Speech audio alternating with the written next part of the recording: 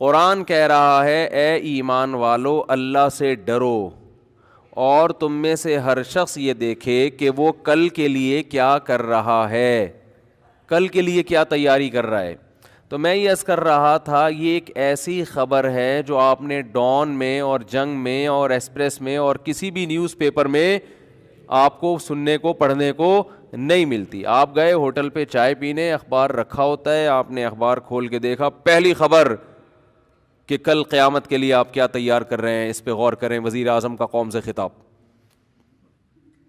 کیا خیال ہے بھائی؟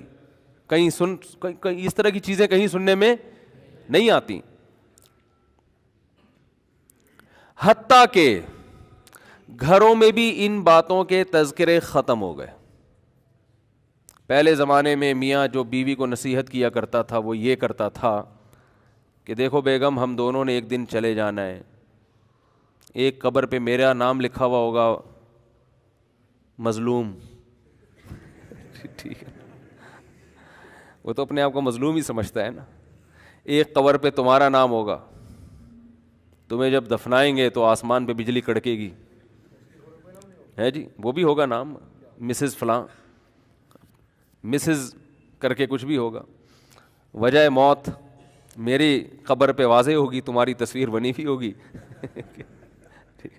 خیر، تو کبھی ایسا نہیں ہوتا کہ آج لوگ گھر میں بیٹھ کے بیگم کو سمجھا رہے ہوں کہ دیکھو دونوں نے کیا ہے، مرنا ہے، تو آؤ ہم مل بیٹھ کے دیکھتے ہیں کہ ہم نے کل کے لیے کیا تیاری کی۔ یہ تذکرے گھروں میں بولتے کیوں نہیں؟ ختم۔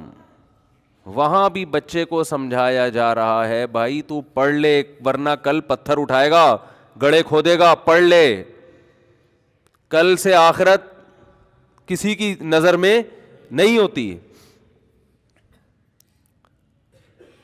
قرآن کیا کہتا ہے؟ وَلَا يَحُضُّ عَلَىٰ طَعَامِ الْمِسْكِينِ، جن لوگوں کا آخرت پر ایمان نہیں ہوتا نا، وہ ایک دوسرے کو غریبوں کے کھانا کھلانے کی ترغیب نہیں دیتے۔ میں اس آیت پہ بڑا حیران ہوتا تھا کہ قرآن سیدھا سیدھا یوں کہہ دے کہ جن کا آخرت پہ ایمان نہیں ہوتا وہ غریبوں کو کھانا نہیں کھلاتے، ہے بھائی؟ یہ کہہ دے نا، ترغیب دینا تو آسان ہے، کھلانا مشکل ہے نا۔ تو قرآن یہ کہہ رہے کہ کھانا کھلانے کی ترغیب نہیں دے۔ تو قرآن یہ کہہ دینا کہ جن کا آخرت پر ایمان نہیں ہے وہ غریبوں کو کھانا نہیں کھلاتے، یہ کہہ دینا کہ وہ بس چاہتے ہیں سارا ہماری توند میں جائے۔ لیکن قرآن کہہ رہا ہے کہ وَلَا يَحُضُّ عَلَىٰ طَعَامِ الْمِسْكِينِ، کھانا کھلانے کی ترغیبیں نہیں دیتے۔ اصل میں جس کا دنیا پر ایمان ہوتا ہے نا، تو وہ صرف دنیا کماتا نہیں ہے بلکہ کمانے کی ترغیبیں بھی دیتا ہے۔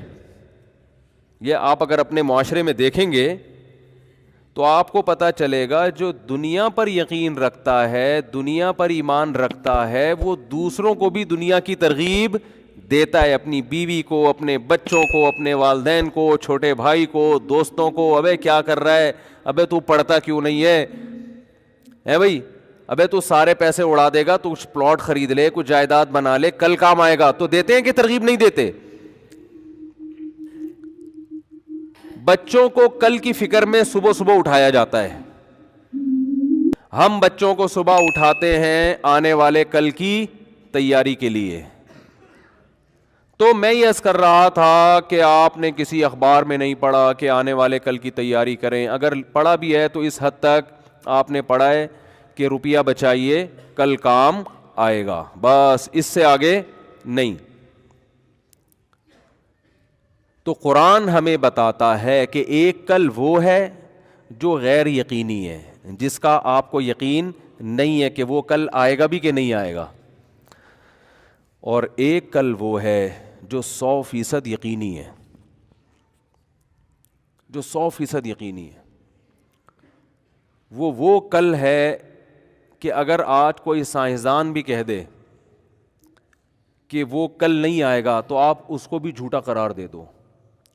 اس کل کو کہا جاتا ہے موت۔ یہ ایک ایسا فیوچر ہے، یہ ایک ایسا مستقبل ہے جس سے ہر شخص کو گزرنا ہے۔ تو جب لکھا ہوا ہوتا ہے نا, آپ کہیں بورڈ پہ پڑھیں, بینکوں نے ایڈورٹائزمنٹ کے لیے لکھا ہوتا ہے کہ روپیہ بچائیے کل کام آئے گا, تو فوراً آپ کا دماغ اس طرف جانا چاہیے کہ ایک کل, یہ بینک جس کل کی بات کر رہا ہے وہ کل یقینی بولو نہیں ہے. اور اگر میں نے بچا کے اس آنے والے کل کے لیے تیاری کر بھی لی تو میرا آج بھی تو کل ہی میں شامل ہے. بہت مشکل ہے سمجھانا. بھائی آج بچا کے کل کام آئے گا تو کل کے بجائے آج ہی کام آ جائے, تو کام ہی لانا ہے نا دنیا میں. دیکھو آج بچا کے کل کام جب آئے گا تو کل بھی تو یہی زندگی ہے نا, تو آج بھی تو زندگی ہے. آج زیادہ اچھا کھا سکتے ہو, کل زیادہ اچھا نہیں کھا سکتے کیونکہ کل بوڑھے ہو چکے ہوگے. جس نے آج کھا لیا اس کے مزے ہیں, کل کھا لیا تو دو فالٹ ہیں. نمبر 1 کل بوڑھے ہوگے, کھانے میں مزہ نہیں آئے گا. نمبر 2 پتہ نہیں کل یہ والا کل آئے گا کہ بھی نہیں آئے گا, ہو سکتا ہے کراچی میں کسی اللہ نہ کرے کسی ٹرک کے نیچے آ کے مر جاؤ. تو جلدی سے بات کو سمیٹ کے ختم کرتا ہوں.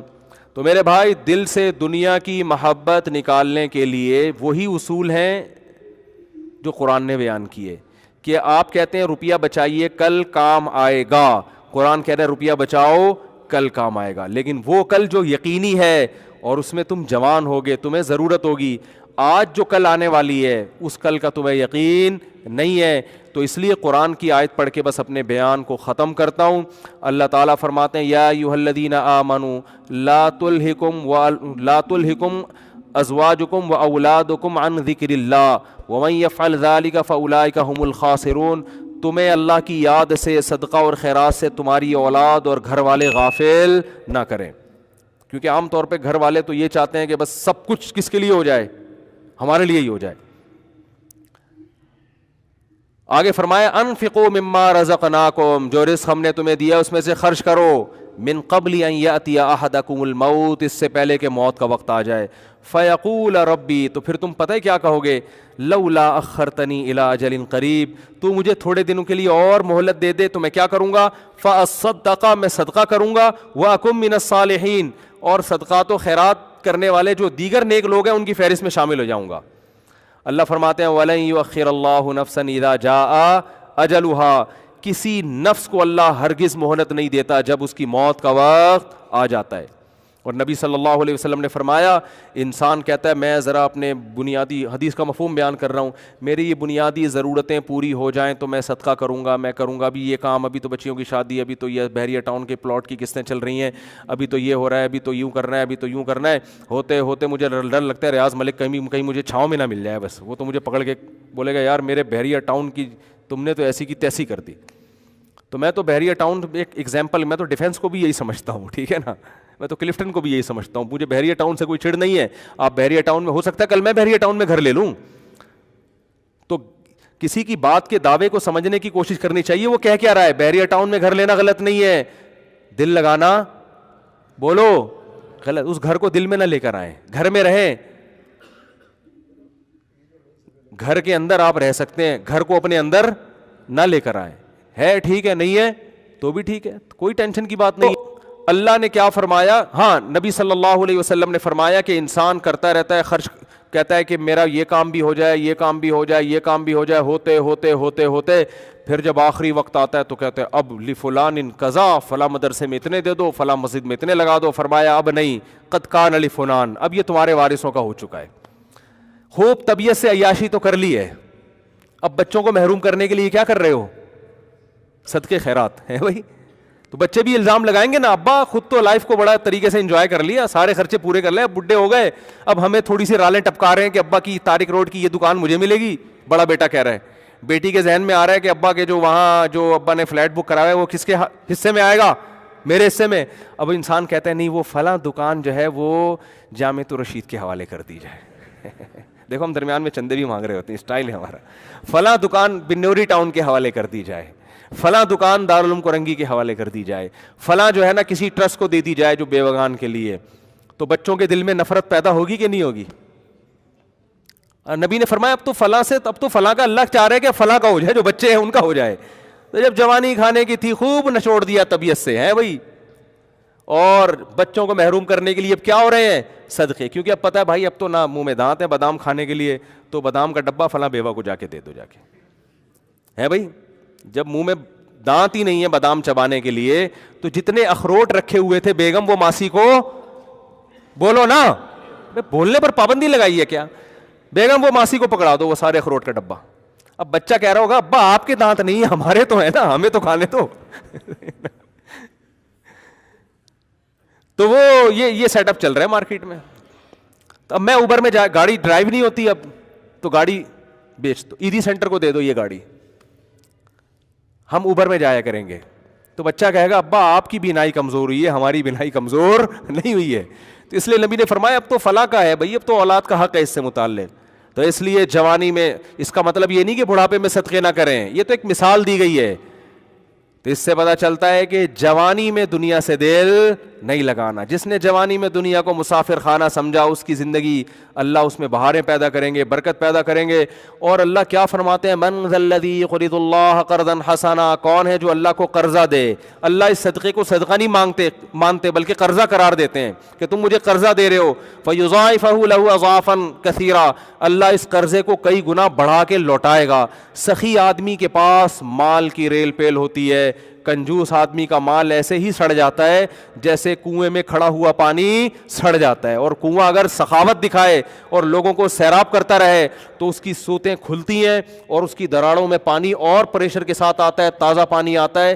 دیکھنے میں لگے گا اتنا پانی ہے, لیکن آپ نکالو تو صحیح, جتنا نکالو گے اتنا انشاءاللہ اس کنویں میں دوبارہ آئے گا. تو وہ کنواں بنے جو لوگوں کو سیراب کرتا ہے, وہ کنواں نہ بنے جو اپنا پانی لے کے دفن ہو جاتا ہے. اللہ تعالی ہم سب کو سمجھنے کی, عمل کی توفیق عطا فرمائے, اور دنیا مردار کی محبت اللہ ہمارے دلوں سے